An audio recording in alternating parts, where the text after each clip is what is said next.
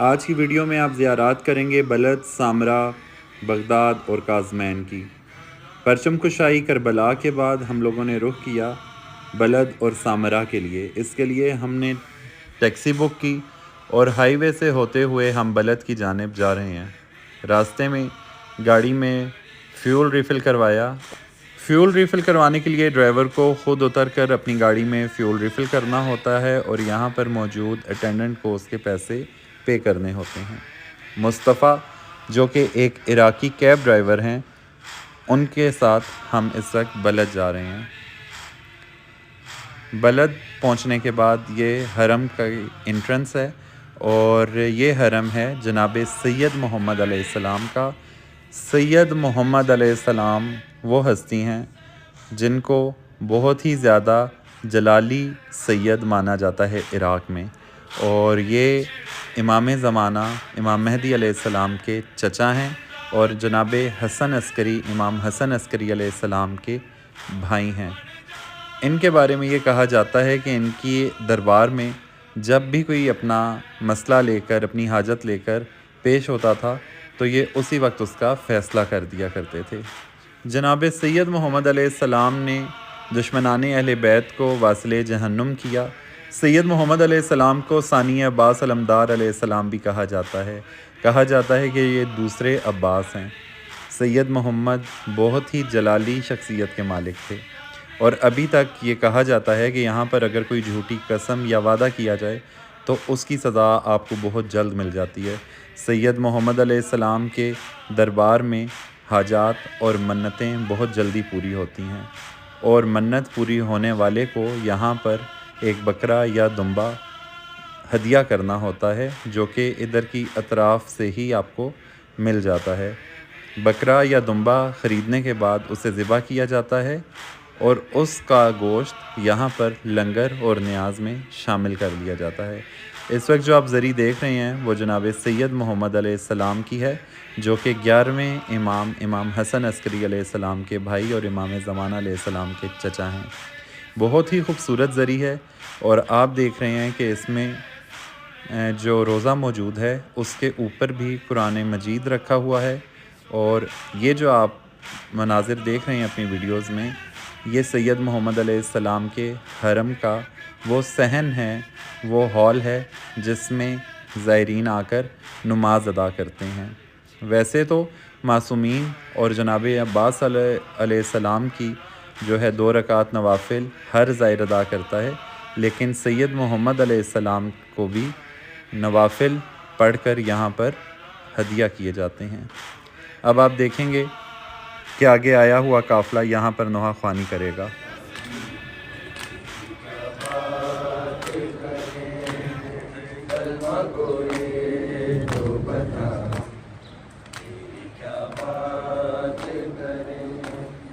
کیسے منظور لکھے کر وہ بلا کا منظر، کیسے منظور لکھے کر وہ بلا کا منظر، دیکھو تلواروں نے مولا کے کیے سائے ہیں، کلمہ گوئے تو بتا کیا بات کریں، کلمہ گوئے تو بتا کیا بات کریں، تو نے جو آل محمد پہ ستم ڈھائے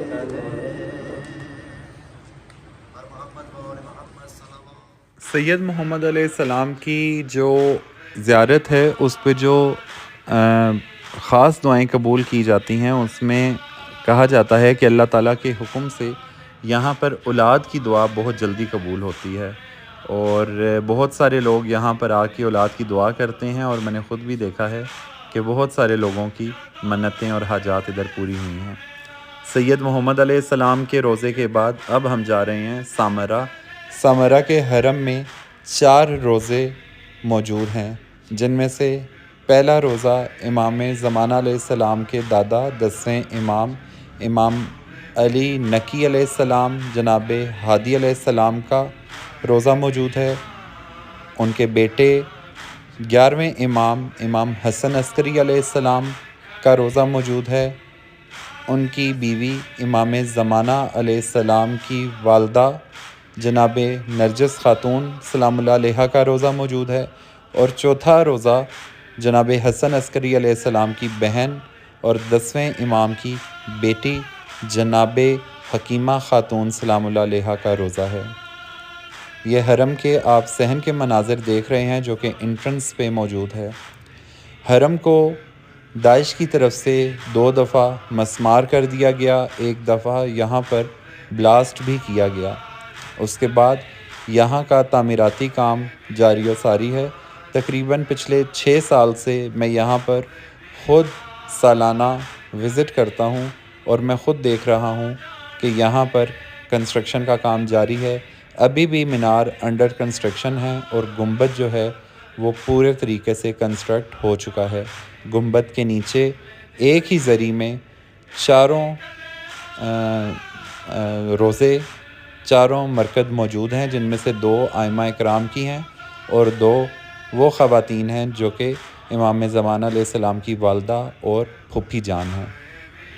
اس گنبد کے ساتھ ہی وہ مقام موجود ہے جہاں سے ہمارے وقت کے امام زمانہ علیہ السلام امام مہدی علیہ السلام کی ولادت بھی ہوئی، اور اللہ تعالیٰ کے اذن سے امام زمانہ علیہ السلام غیبت صغریٰ میں گئے۔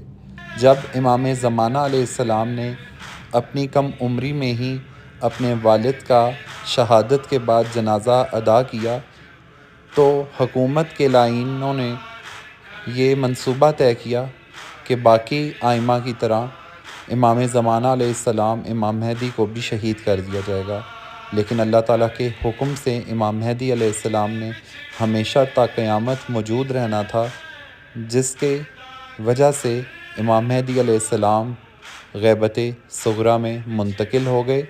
یہاں پر وہ تہہ خانہ، وہ سرداب موجود ہے اور زری بھی موجود ہے جہاں سے امام زمانہ علیہ السلام آخری دفعہ غیبت صغریٰ میں ظاہری طور پر منتقل ہوئے تھے۔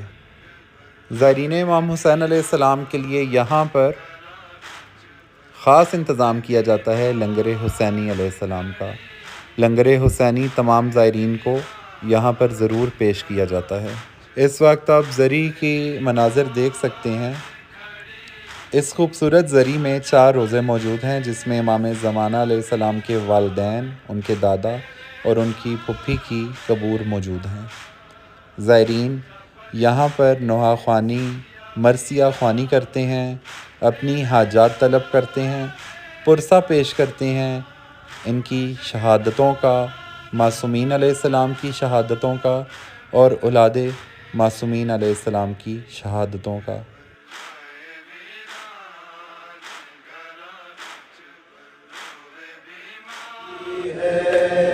لہر پہ آ گئی ہے تنہا رم اٹھا گئے،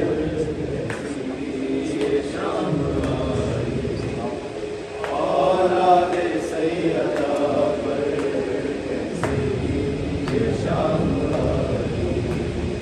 اولاد سیدہ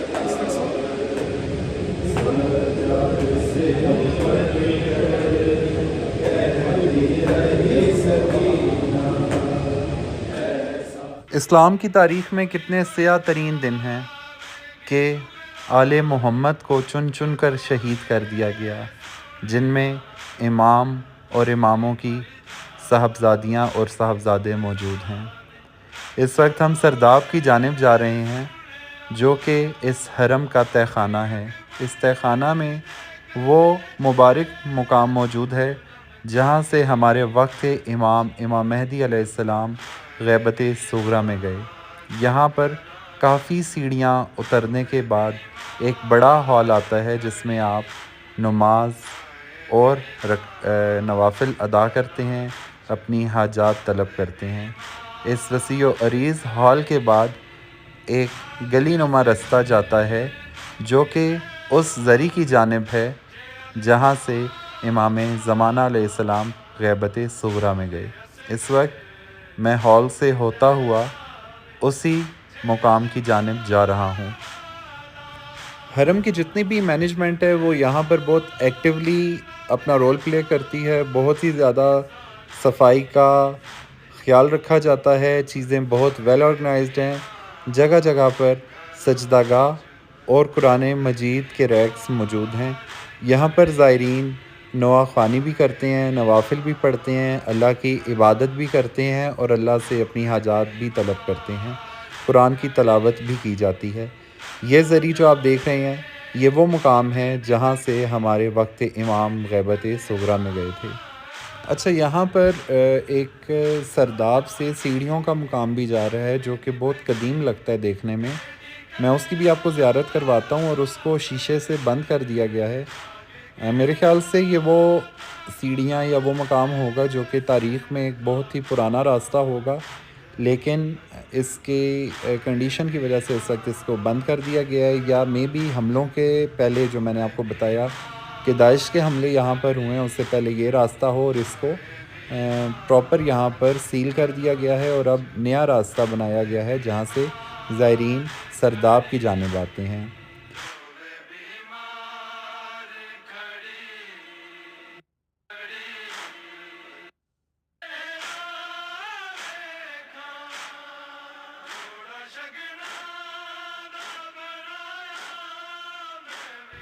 اب ہم اپنی گاڑی میں بیٹھ کر کاظمین کی جانب جا رہے ہیں، آخری منزل پر جو کہ کاظمین کی تھی، اور یہاں پر آ کر دل کو سکون حاصل ہوا جب ہم امام موسیٰ کاظم علیہ السلام کی بارگاہ میں حاضر ہوئے۔ امام تقی علیہ السلام کی جو کہ پوتے ہیں امام موسیٰ کاظم علیہ السلام کی، ان کے حرم میں جب ہم داخل ہوئے اور ان کی گلیوں کو دیکھا، ان کے گنبد کو دیکھا، تو دل کو اطمینان حاصل ہوا کہ ہم کاظمین اپنے آقا کے حضور آ گئے ہیں۔ امام موسیٰ کاظم باب الحوائج ہیں، 4 باب الحوائج ہیں، جن میں جناب علی اصغر، جناب عباس علمدار اور جناب موسیٰ کاظم علیہ السلام، اور جو سفیر حسین علیہ السلام ہیں جناب مسلم بن عقیل، یہ 4 ہستیاں ہیں جن کے وسیلے سے کہتے ہیں کہ فقہ جعفریہ کے جو ہمارے مومنین بھائی اور بہنیں ہیں ان کی دعائیں اللہ تعالیٰ مسترد نہیں کرتا، بہت جلد قبول کرتا ہے، تو ان کو شرف حاصل ہے کہ یہ باب الحوائج ہیں۔ ویسے تو محمد سے لے کر امام مہدی علیہ السلام تک جتنے بھی ہیں وہ سب محمد ہی ہیں، اور ان کے صدقے ہی اس کائنات کا نظام چل رہا ہے، لیکن کچھ ہستیاں ایسی ہیں جن کے در پہ دیر نہیں لگتی اور آپ کے حق میں بہت زیادہ جلدی رحم کر دیا جاتا ہے۔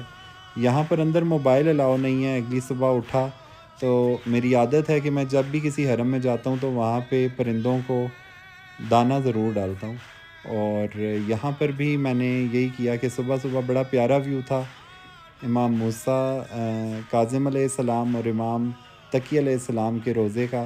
یہاں پر ہم آئے اور ہم نے کبوتروں کو دانہ ڈالا، اپنی حاجات اللہ تعالیٰ سے طلب کیں، اور یہی ایک نیت تھی کہ اللہ تعالیٰ ہمیں بار بار اس سرزمین کی، اس جنت کی زیارت کروائے، اور میرے ساتھ ساتھ دیکھنے والے تمام لوگوں کو اللہ تعالیٰ جلد اپنے حضور اپنی اس بارگاہ میں بلائے۔ الہی آمین۔ اپنی دعاؤں میں یاد رکھیے گا۔ بہت شکریہ۔